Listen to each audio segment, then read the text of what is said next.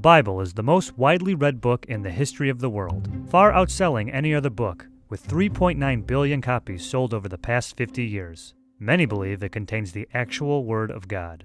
But many people don't realize that over the past 2,000 years, this sacred text has changed a great deal. No first edition exists. Well, we have our copies, the first of which were made hundreds of years after the events supposedly took place. For the first 100 to 200 years, copies of the Bible were made by hand, and not by professionals.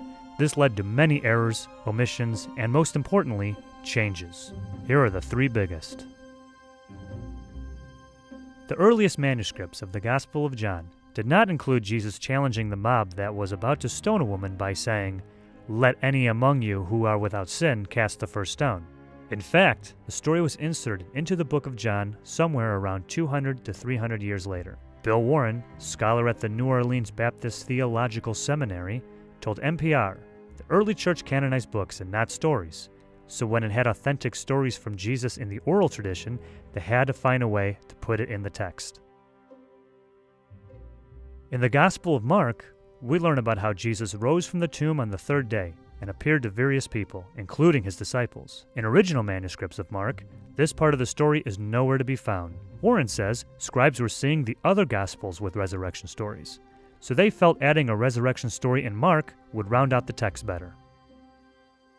In the Gospel of Luke, Jesus' dying plea for his executioners to be forgiven, for they know not what they are doing, was not originally intended to describe the actions of the Romans. According to Bart D. Ehrman, the author of Misquoting Jesus, the story behind who changed the Bible and why, in earlier versions it was meant to refer to the Jewish leaders who had sentenced him to death. He told NPR this was a problem for Christians in the 2nd and 3rd centuries, who believed God hadn't forgiven the Jews and still blamed them for killing Jesus.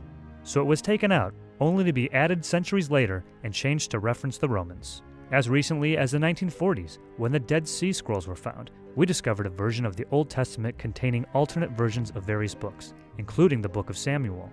Scholars continue to argue about many aspects of the Bible and how it's changed over the centuries.